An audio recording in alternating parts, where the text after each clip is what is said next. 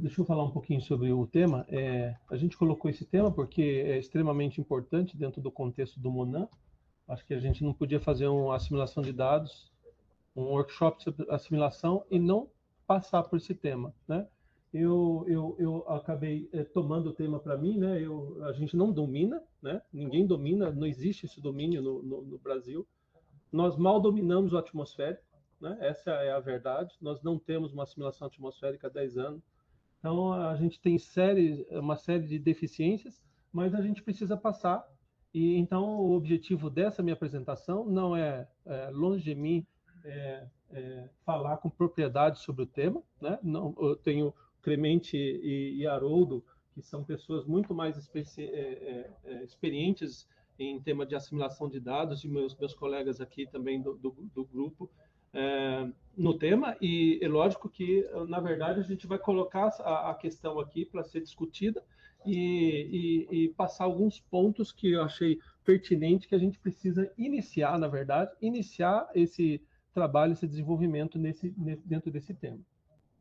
Então, eu falo inicialmente sobre a importância da matriz variância-covariância, eu levo para esse contexto, vou procurar ser, marcando tempo lá isso, eu vou procurar fazer minha apresentação em 15 minutos, para deixar 5 minutos para a contribuição dos colegas, né? Eu vou tentar, tá? O tema não é simples, mas a gente eu vou levar para uma abordagem que eu acho que eu consigo. Procurei ser didático também, no sentido de dividir a complexidade, principalmente com os modeladores, no sentido de avançar nessa questão, né? A assimilação, mas a importância da modelagem. Então, eu falo um pouco sobre os tipos de acoplamento, e um material, e também cito aqui um material de apoio que está divulgado, a gente vai colocar também no material aqui, no repositório, para a gente iniciar os estudos, tá? Então, é um material da WMO, num workshop que foi feito, e lá ele apresenta alguns objetivos, desafios e recomendações que são bastante pertinentes para a gente iniciar esse trabalho. A primeira coisa que eu quero fazer aqui é falar da importância do que a gente chama em ajustamento. Isso é parte da disciplina que a gente faz. Quem fez a disciplina comigo viu esse slide de alguma forma. A gente trata que a gente chama matriz variância-covariância. O Haroldo gosta do tema também, porque ele não é especificamente em assimilação de dados, é de ajustamento de observação, e esse ajustamento de observação para qualquer tipo de problema de minimização. O exemplo aqui, a matriz variância-covariância, tem que começar com uma variável aleatória unidimensional, né? Aquela que está lá, um vetor transposto. Cada um dos itens desse vetor é uma variável aleatória. Um exemplo de uma variável aleatória é se eu tomasse, por exemplo, temperatura e pressão numa estação meteorológica, e nesse conjunto, cada um dos elementos desse vetor, ele vai ter uma média, né? Que eu posso fazer ela de uma forma mais elegante, chamada de esperança, na teoria de estimação, mas no nosso conhecimento seria a média. Então, eu teria um vetor de médias, e também teria, para cada um desses elementos, as suas variâncias, e para cada um do conjunto de cada dois elementos, as suas covariâncias. Eu tenho muita informação para tratar só de um vetor de 3x3, né? Então, como que eu faço isso e de uma forma sofisticada para permitir o processamento do dado? É o que a gente chama de matriz variância-covariância. Eu crio uma estrutura explorando a matriz, onde a diagonal principal eu coloco as variâncias e em cada uma das posições que combina cada um desses elementos, eu coloco as covariâncias, e, logicamente, ela é simétrica e quadrada, né?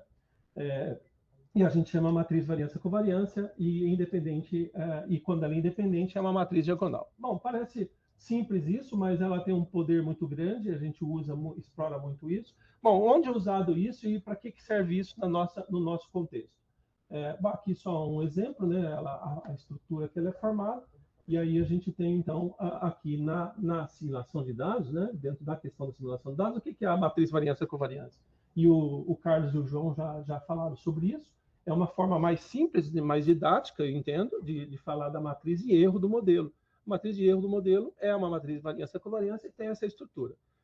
Já antecipo que a gente não tem ela fisicamente, né? O Carlos já mostrou muito bem isso na apresentação dele, que a gente não é direto essa construção dessa matriz, ela tem meios e tem padrões dessas, as covariâncias, as variâncias a gente pode ter para todos os pontos do modelo, e as covariâncias são padrões que são físicos, que são obedecidos, e aquele fator de escala, né, que o vertical e horizontal que o Carlos apontou, dá essa estrutura da matriz, né? Mas o que eu gosto de chamar atenção nessa questão da problemática da matriz e a importância dela na previsão numérica de tempo, né, na assimilação, primeiro, eu tenho um ponto principal a observar.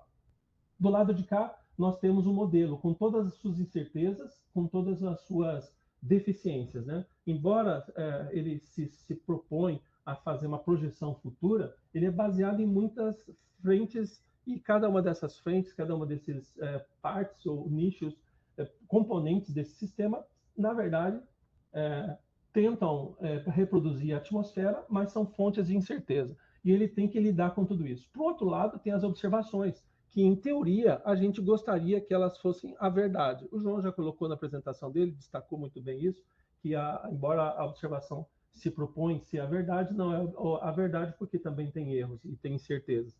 Aí a gente tem, então, dois lados, né, de um problema. E a balança ali está sendo colocada, e a gente pensa, né, bom, eu acho que na solução, a solução tem que tender para aquilo que é mais verdadeiro, a observação.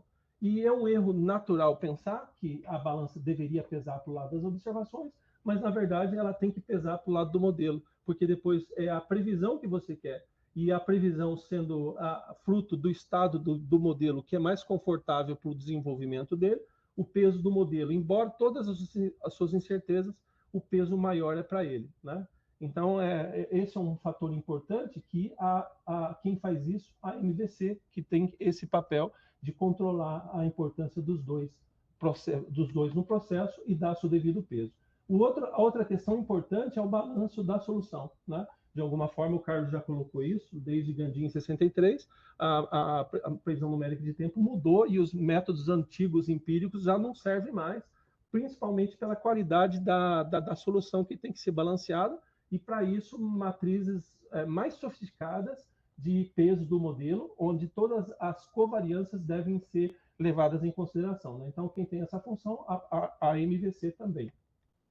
E um outro ponto é que a solução ela deve ser global, ela não pode ser por partes ou ter sobressalto em regiões de mais ou menos densas de dados. Então, também tem um problema muito grande, que a MVC tem esse papel também de fazer com que a solução seja mais global possível. Eu estou usando aqui só de forma didática, só essa equação da minimização aqui do Jacobian da função custo no método variacional. Poderia ser qualquer outro método, mas eu gosto desse método porque ele tem essa particularidade, né, de você colocar essa questão principalmente da dimensão dos dados, né? Eu tenho a matriz B que está aqui, né, e a matriz R que está lá. Olha só como é interessante, né? Esse J aqui, você sabe que pela regra da matriz, para você ser possível um produto de duas matrizes, as dimensões internas têm que ser as mesmas e o resultado do produto é as dimensões externas, né? Então, nessa questão aqui, por mais que você tenha uma dimensão muito grande, 10 por 7, 10 por 7 aqui, 10 por 6 aqui, a dimensão do jacobiano é 1 por 1, é um valor. Então, esse número tão grande, na verdade, passa a ser só um produto desse vetor para essa primeira coluna, que vai gerar um segundo vetor, né? Vai ser o primeiro elemento desse vetor. Depois, esse vetor para esse vetor, você vai chegar, então, a uma dimensão de 1 por 1. Né?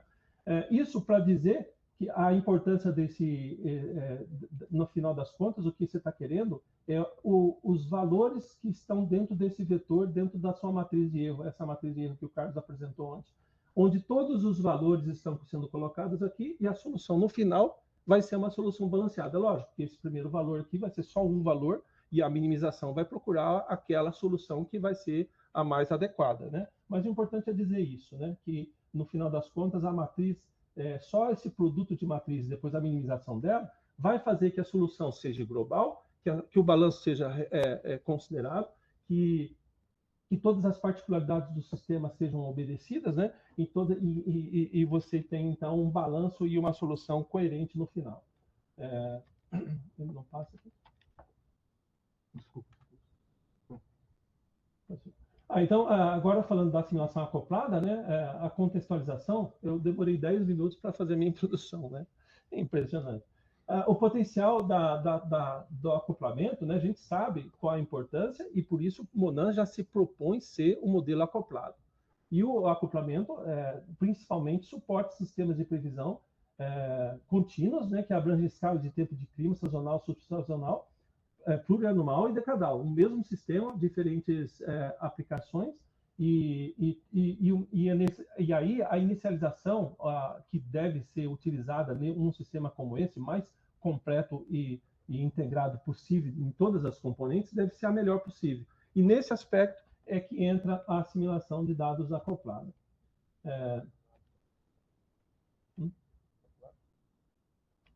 Não, também. A setinha para a direita. Aí aqui, né, a gente tem, então, são os tipos de acoplamento. O primeiro que eu identifiquei, né, lendo aquele material, é esse quase fracamente acoplado. É um acoplamento que nem é ainda...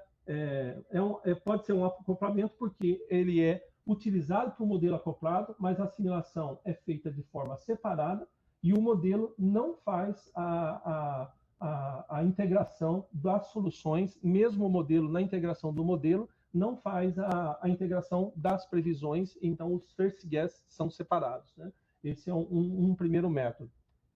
E para esse primeiro método, você tem dois sistemas separados, são dois ciclos separados que trabalham separadamente. Aqui estou usando um exemplo aqui da apresentação anterior, de SI e o LandDA, né? E aí eu colocando aqui o método que o João já apresentou, como sendo uma possibilidade de exemplo desse quase fracamente acoplado. São métodos que trabalham separadamente e o modelo não faz o acoplamento. Não é exatamente o que o João, e depois eu apresento o que a gente está propondo para a simulação de superfície. Então, as matrizes, né, são também trabalhadas separadamente, os métodos são feitos separadamente, são métodos distintos. Então, o único acoplamento aqui é que depois as duas saídas, as duas análises são entregues para o modelo que ele sim pode fazer a utilização de forma acoplada, né? Isso é a definição que está desse tipo. Então aqui não tem o acoplamento. Aí o modelo, né, o sistema, mesmo que se você tivesse um vetor só contendo os dois elementos, as matrizes estariam sendo dispostas de tal forma que a correlação entre os dois sistemas das variáveis de um sistema para o outro, ela é zero. Então, quando eu faço o produto ali, não tem contribuição nenhuma daqueles elementos que estão ali associados àquele que está lá, né? Então, elas trabalham de forma isolada. A outra forma que a gente identifica é a simulação de dados fracamente acoplada. Essa fracamente acoplada, a aplicação de um ou mais componentes do acoplamento, né, do sistema, de forma independente, ela ainda é de forma independente, enquanto a interação das componentes é fornecida pelo sistema de previsão acoplado. Então, aqui, diferente do método anterior, os métodos são feitos separadamente, e aí estou usando o exemplo também da simulação de superfície. São dois ciclos distintos, mas observe que o first guess ele já é entregue para o sistema as informações do first guess, de alguma forma, o modelo casa as duas informações de um sistema de modelagem, né, de uma componente na outra, né? Então, de alguma forma, o modelo de acoplamento leva a essa contribuição dos dois sistemas que estão sendo feitos separadamente, mas ela vai levar no tempo, porque de alguma forma o first guess a análise vai ser construída em cima desse first guess que de alguma forma está havendo já essa contribuição, né? E aqui eu acho que é um exemplo, até coloquei aqui, eu tive que ajustar, porque ele é fracamente, mas é aprimorado. Então, essa forma que nós estamos usando na simulação de superfície, ela já é aprimorada. Por quê? Porque diferente do anterior, né, se vocês virem aqui, as análises são saídas separadas e levadas para o sistema de modelagem. Aqui não. Aqui o primeiro sistema é feito uma cadeia, que é o que nós estamos propondo aqui, no método João. A simulação de superfície é feita e ele entrega para o first guess já a solução do primeiro sistema de assimilação, já para o DSI usar os campos modificados pelo sistema de assimilação de superfície. Então já é uma coisa diferente do que a gente tinha visto. A assimilação já é um pouco mais sofisticada e o ciclo é único, né? Porque é uma cadeia e você tem um ciclo único sendo havendo essas contribuições. E da análise é única também, porque de alguma forma o que vem da superfície já é colocado no first guess, entregue para o modelo, e aí sim, também, nesse caso, o modelo também contribui levando esse estado combinado no tempo, né? No tempo futuro. Então, já é um acoplamento mais forte. Então, por isso que eu tive que colocar ele fracamente, mas já de forma aprimorada. Ali tem um exemplo de como as coisas são feitas. E aqui também, né, ele ainda continua dessa forma. Se as matrizes ali da correlação entre as variáveis dos dois são também zero, porque e se você fizesse na minimização única, as soluções seriam separadas, uma não influenciaria na outra. Aqui a contribuição. Mas tem um ponto importante que é a contribuição do operador.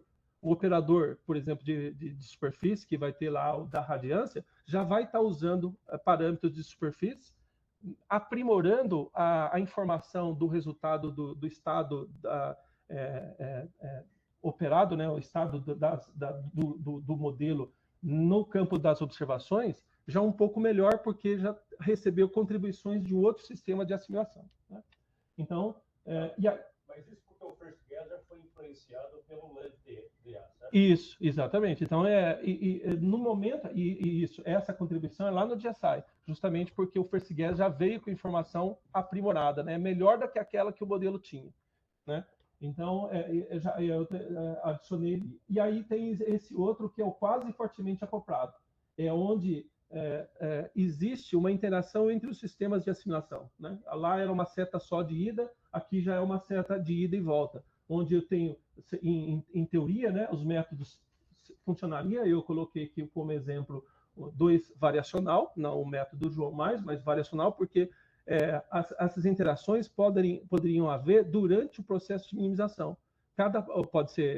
Tem várias formas de fazer isso. Uma das formas que eu acho mais coerente é nos outer loops. No final do outer loop, ele entrega para o outro sistema uma solução melhor do que a primeira, e aí ele faz o primeiro interlooper dele, chega no final, devolve para o outro sistema, faz inicia o outro outer loop e avança, né? Outra forma também é se os dois métodos trocariam informação durante os inner loops, né? E é mais crítico, mas alguma coisa que pode ser também.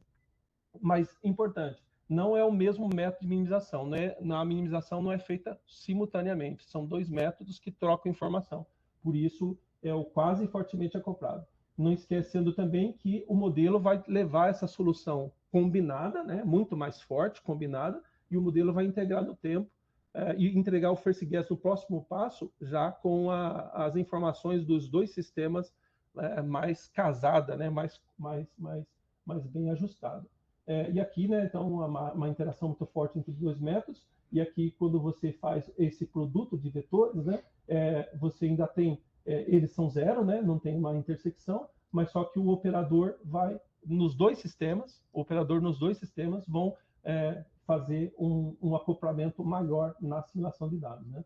E aí, o último deles, e o meu tempo está acabando, mas já cheguei no último, é o fortemente acoplado. Esse, diferente de todos os anteriores, é um sistema único, a minimização é feita simultaneamente no mesmo método de minimização, e aí onde deve entrar o Jedi, né, na filosofia do Jedi, como o João apresentou. Bom, lógico que no primeiro estágio, isso não está ainda no Jedi, no primeiro estágio os métodos são feitos separadamente, você tem lá, você escolhe, esse método não existe ainda, né? Mas o caminho é esse, é a gente buscar uma forma de minimizar todas as variáveis simultaneamente, né? Então, ele envolve o modelo acoplado seamless, né? Esse é o mais importante. Aí a gente, como tudo que eu apresentei antes, o sucesso desse processo só vai haver se o modelo for sofisticado o suficiente para eliminar ou minimizar, ou ser mais capaz possível dos fluxos nas interfaces ser o mais correto possível e as incertezas nas interfaces ser a mínima possível, né? A gente sabe que isso é um desafio, mas o sistema de assimilação vai funcionar bem quando como eu disse lá, o peso do modelo é muito maior que o peso das observações, então a gente só vai atingir esse nível de maturidade quando a gente tiver também um modelo sem emendas, né? A assimilação é uma solução global, né? A gente não pode esquecer disso também. O vetor de estado é em todas as componentes simultaneamente. A base de dados envolve toda a base de dados do sistema terrestre simultaneamente. Envolve um operador de observação acoplado. Observação não é mais um H acima e outro embaixo, é o mesmo H para algumas aplicações, lógico, para observações que tenham interação, né? Vai ser um H só que vai dar uma solução única que vai servir e amarrar, né, as variáveis nos dois modelos que estão ali acoplados, lógico, nas interfaces, né, ou próximo das interfaces. E a matriz de erro é completa, com os erros do domínio, que é chamado domínio cruzado conhecido. Então, diferente do anterior, né, nós temos um mesmo vetor atmosférico, aqui eu estou colocando 3 sistemas, atmosférico e oceânico, um vetor único, e a matriz é cheia, né? O que antes era 0, agora eu tenho valores que eu tenho aqui do atmosférico, aqui do oceânico, um exemplo, tá? Aqui da superfície, e agora aqui eu vou ter que ter as incertezas conhecidas entre as variáveis. É lógico que vai ter muito zero, né? A gente sabe disso, mas aqui é para ilustrar que as variáveis, a correlação entre as variáveis do atmosférico com a superfície, depois a correlação do atmosférico com o oceano, depois a correlação do superfície com o oceânico, né? Que são essas duas que estão aqui. É uma matriz simétrica, né? Então o desenho caracteriza isso. O operador também, né, é um operador acoplado, né, como eu disse, de observação acoplado. Esse operador vai tratar todo o conjunto total de observação, e o conjunto total de observação vai ser o conjunto de observação do sistema terrestre como um todo. E esse é a dinâmica e a minimização, e mais importante, né, o modelo, sendo fiel aos acoplamentos, vai acoplar muito mais e levar esse acoplamento no tempo, e aí, dentro do ciclo de assimilação, ele vai propagar esse estado integrado no tempo, facilitando a assimilação, e aí, lógico, o sucesso da assimilação vai estar em função do sucesso de como esse modelo trata as interações, né, entre os campos. Eu finalizo aqui só falando que o material está lá. É um workshop que foi feito em 2017, especificamente sobre esse tema. Ali ele lista quais são as ações dos centros em cada um que estão fazendo. Já passaram 5 anos, então já dá para a gente ter uma boa ideia. Então tem bastante material para a gente começar esse estudo, tá?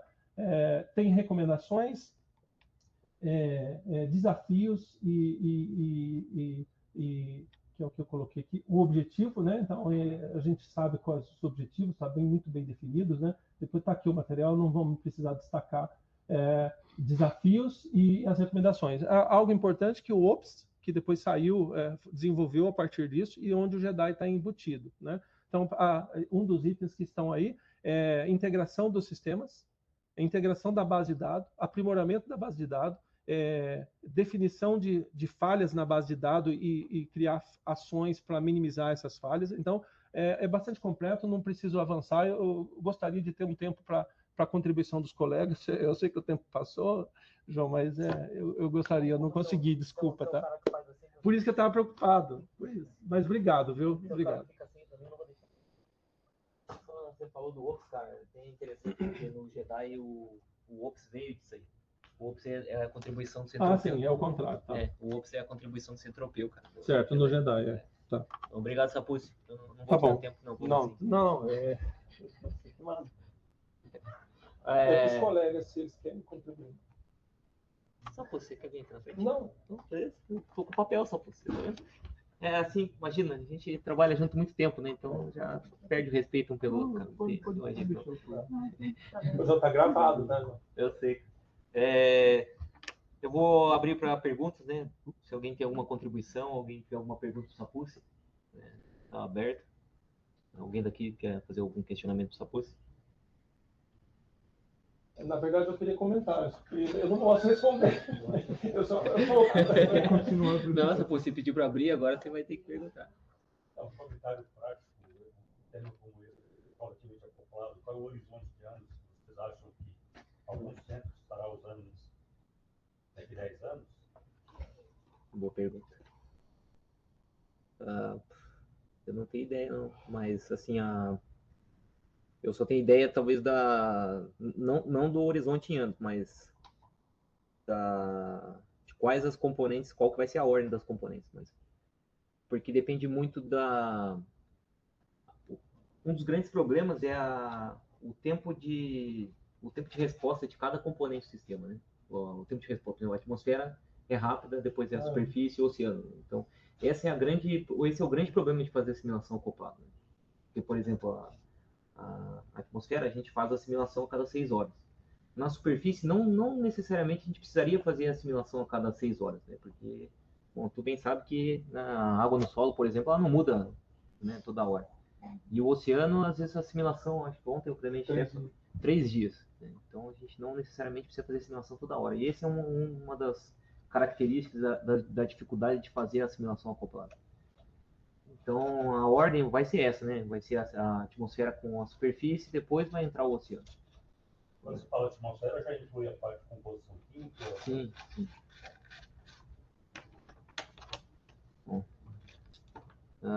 Bom, já que alguém tem mais algum comentário?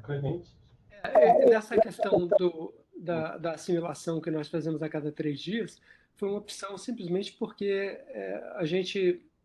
o modelo Raikon, ele, com essa característica da coordenada híbrida, ele fica muito susceptível para você criar ondas rápidas com desbalanço devido ao incremento da análise. Então, o modelo, por exemplo, ele permite que você tenha camadas com espessura negativa, mas essa espessura negativa tem um certo limite. Se for uma espessura negativa muito grande, ela não for logo superada em alguns ΔTs, o modelo cai. Então, a gente, pela nossa, digamos assim, dificuldade com o Raikon, que nós não somos especialistas no Raikon, apesar de já usarmos o modelo há muito tempo, nós preferimos fazer a assimilação a cada 3 dias para dar tempo para o modelo se recuperar das perturbações causadas pela assimilação. Mas os grandes centros operacionais ao redor do mundo fazem a assimilação com bastante frequência, a cada 12 horas ou pelo menos uma vez por dia eles fazem a assimilação. Então, eu não posso dizer que essa questão a cada 3 dias seria muito frequente. Agora, uma outra questão que eu vejo que ninguém está considerando aqui nesses slides é que os resultados têm apontado, resultados bem recentes, inclusive para modelos de clima acoplados, né, oceano, terra, atmosfera, gelo, é que a inclusão de um modelo de onda do tipo WW3 ou SWAM junto ao modelo oceânico, permite que a camada de mistura do modelo oceânico seja muito mais bem resolvida do que sem o modelo de ondas. Então, essa é uma outra interface que talvez tenha que ser incluída num planejamento aí de médio prazo, para que a gente tenha um modelo oceânico acoplado ao gelo e acoplado a um modelo de onda. Né? Então, por exemplo, Valdir Inocentini, especialista em modelo de onda, e outros vão poder também contribuir com essa questão da inclusão de um modelo de ondas junto ao modelo do oceânico, que vai fazer parte dessa interface do acoplamento entre o oceano e a atmosfera. Então, o modelo de ondas ele pode interferir também no spray, no fluxo de calor latente oferecido para a atmosfera. Então, alguns fluxos vão ser alterados quando o modelo de ondas for também empregado. Então, são 2 comentários aí que eu vejo que são importantes serem feitos. Ou seja, um é que nós não temos claro que a assimilação a cada 3 dias é melhor do que uma mais frequente, e a outra é a questão de incluir o modelo de onda. Clemente, só um comentário, é que, em geral, esses centros operacionais, eles usam iniciação depois da assimilação. Exato. Nós não temos inicialização, o que nós temos é um incremental update, como nós chamamos. Ou seja, nós criamos um incremento da análise, ele tem uma certa magnitude, e aí nós damos em doses homeopáticas para o modelo esse incremento. Ele não é um incremento dado de uma única vez. Então, nós distribuímos ao longo de 6 horas já fizemos ao longo de 12 horas também, então varia, é um parâmetro que a gente pode setar no nosso sistema para não dar o incremento de uma vez só. Então, ele permite um impacto menor, né? Eu não sei como é que é para o oceano, mas para modelos regionais da atmosfera, o pessoal usa filtro digital. É um comentário só.